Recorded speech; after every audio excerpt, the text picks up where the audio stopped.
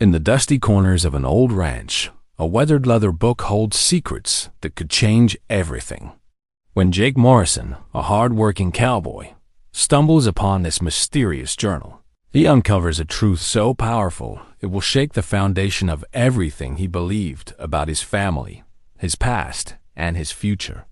What he discovers will move you to tears and remind you that sometimes the most incredible stories are hidden in plain sight. Jake Morrison had been working the Sunset Ridge Ranch for 15 years, ever since he was 18 and desperate for a fresh start. The sprawling property in Montana had become more than just his workplace. It was his home, his sanctuary, and the only place where he felt he truly belonged. Every morning, he'd wake before dawn in his small cabin on the property, pull on his worn leather boots, and head out to tend to the cattle that had become as familiar to him as old friends. The ranch was owned by Martha Henley, a stern but fair woman in her 70s who had inherited the land from her late husband. She rarely spoke about the past, keeping her conversations focused on the day's work and the practical matters of running a successful cattle operation. Jake respected her privacy, understanding that some people carried their histories like heavy stones in their pockets. On this particular autumn morning, Jake was tasked with cleaning out the old storage shed behind the main house. The building had stood untouched for decades, accumulating layers of dust and forgotten memories. As he moved boxes of old equipment and farming tools, his attention was caught by a wooden chest tucked away in the darkest corner. The chest was beautiful despite its age, crafted from rich mahogany with intricate brass fittings that had tarnished green over the years. When Jake opened the chest, he found it filled with old photographs, letters tied with faded ribbons, and at the very bottom, a leather-bound book that seemed to call out to him. The cover was worn smooth by countless hands, and the pages yellowed with age. As he carefully lifted the book, he noticed Martha's maiden name, Martha Sullivan, embossed in gold lettering on the cover. This wasn't just any book. It was a journal, and it belonged to the woman who had given him a chance when no one else would. Jake knew he should return the journal to Martha immediately, but something made him hesitate. There was an energy about the book, a weight that seemed to go beyond its physical presence. As he held it in his weathered hands, he felt as though he was holding not just paper and ink, but the essence of secrets that had been kept for far too long. That evening, alone in his cabin with only the crackling fireplace for company, Jake found himself unable to resist the pull of the mysterious journal. He told himself he would only read a few pages, just enough to understand what it was before returning it to Martha. But as he opened the cover and began to read Martha's elegant handwriting from decades past, he was immediately drawn into a world of emotions and revelations he never expected.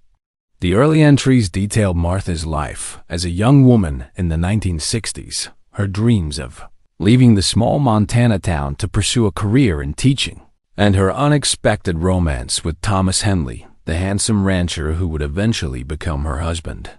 Jake found himself smiling at her descriptions of their courtship. The way Thomas would leave wildflowers on her doorstep and ride his horse to her father's house every Sunday afternoon. But as Jake continued reading, the tone of the entries began to change.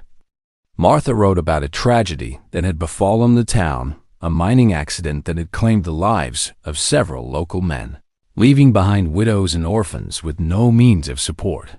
She described the devastating impact on the community and her desperate desire to help those who had lost everything. What shocked Jake most was Martha's revelation about a decision she and Thomas had made in secret. They had used their own money to quietly support the families affected by the tragedy, paying for children's education, medical bills, and basic necessities without ever revealing their identity. For over 20 years, they had been anonymous benefactors, watching from a distance as the families they helped rebuilt their lives. Jake paused in his reading, his heart racing as he realized the magnitude of what he was discovering. Martha, who had always seemed so practical and reserved, had been living a double life of extraordinary generosity. But there was something in the way she wrote about one particular family that suggested a deeper, more personal connection that Jake couldn't quite understand yet.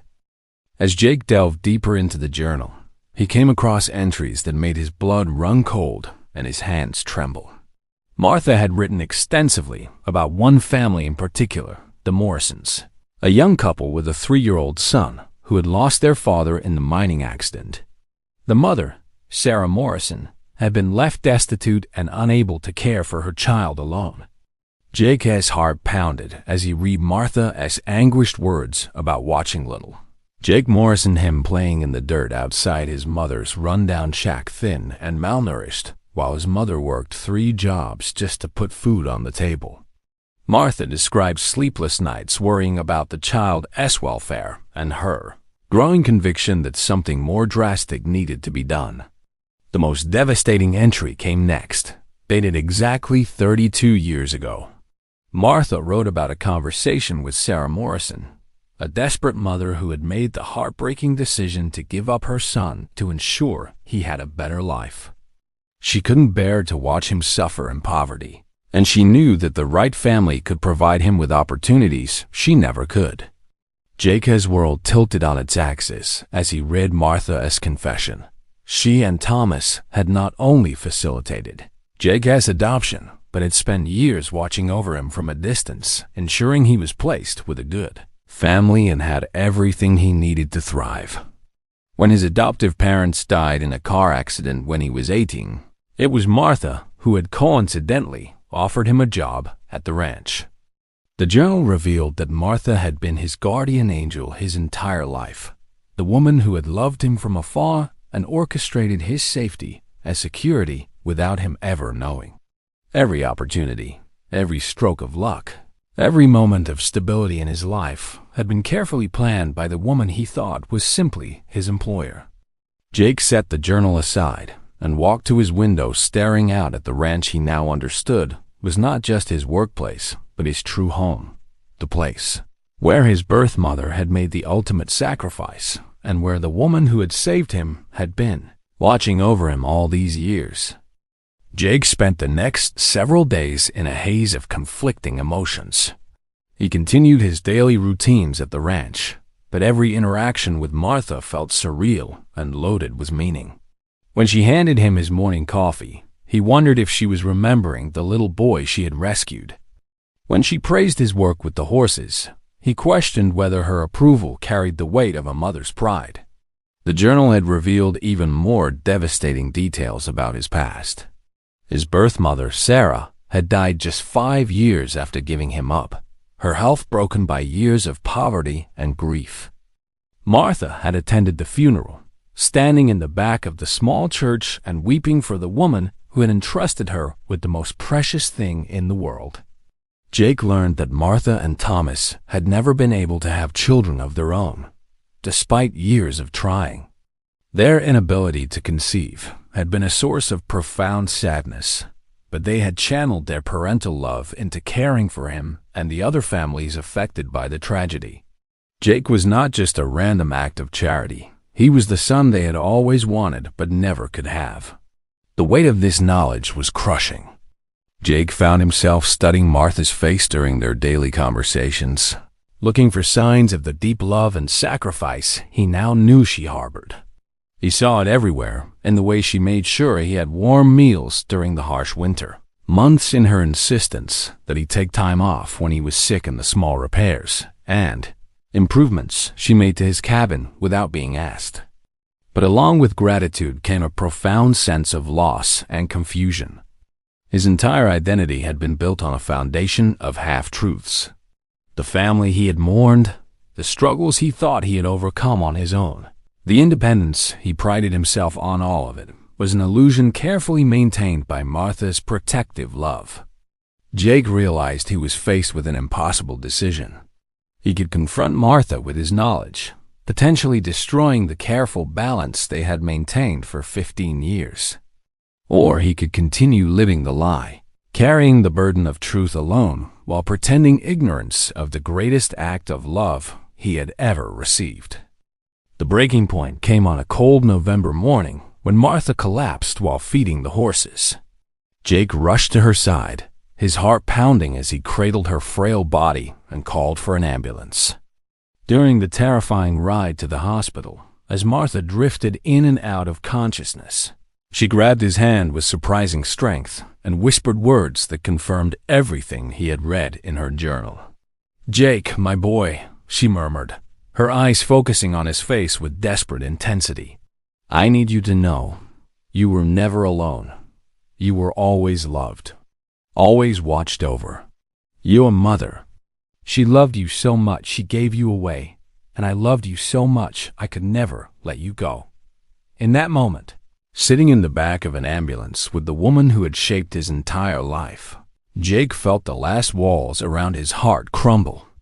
All the careful distance he had maintained, all the professional boundaries, all the protection he had built around his emotions, it all fell away as he faced the possibility of losing the only real mother he had ever known. At the hospital, as doctors worked to stabilize Martha's condition, Jake sat in the waiting room and made a decision that would change everything. He could no longer pretend not to know the truth. The love that had guided his life for 33 years deserved to be acknowledged, celebrated, and returned with the full force of his grateful heart. When the doctor emerged to say that Martha was stable but would need extended care, Jake felt a mixture of relief and determination. He would not let this woman, who had sacrificed everything for him, face her recovery alone. More importantly, he would not let another day pass without her knowing that her love had been recognized and cherished. Jake returned to the ranch that night and sat in his cabin, the journal open before him one final time. He read Martha's last entry, written just a few months earlier, in which she expressed her fear of dying without ever telling Jake the truth about his past and her role in his life. She wrote about her regret at maintaining the distance between them and her deep desire to have a real relationship with the boy who had become the man she was proudest of in the world. Jake spent the next 3 months at Martha's side as she recovered from her heart attack. During those long days in the hospital, and then later at the ranch house where he moved her for better care, they finally had the conversations that had been 30 years in the making.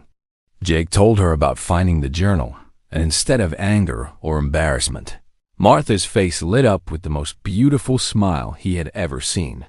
"I'm so glad you know," she whispered, tears streaming down her weathered cheeks. "I've wanted to tell you every day since you came to work here, but I was afraid you'd feel obligated to love me out of gratitude rather than choice." Jake took her hands in his and looked directly into her eyes. "Martha, you gave me everything, not just a job or a place to live, but a foundation to build my life on.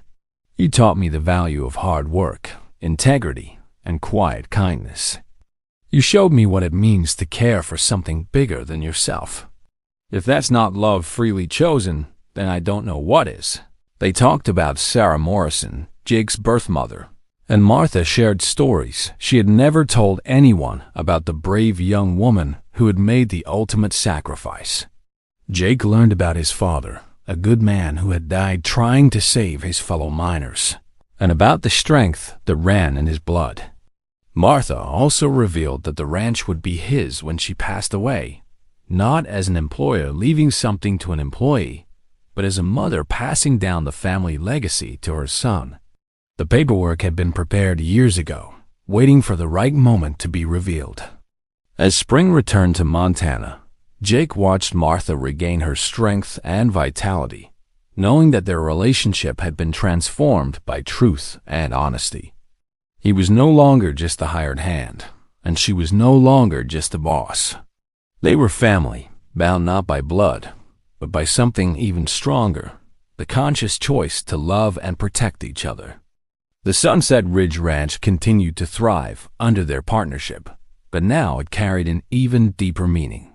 It was a testament to the power of sacrifice, the beauty of unconditional love, and the truth that sometimes the greatest families are not born, but are carefully built through years of devotion and care. Jake kept Martha's journal on his nightstand, reading it whenever he needed to remember that love is not always loud or obvious. Sometimes it works quietly in the background, shaping lives and creating miracles that only become visible when we're finally ready to see them. The secret had been revealed, the truth had been spoken, and the love that had always existed could finally be celebrated in the light of day.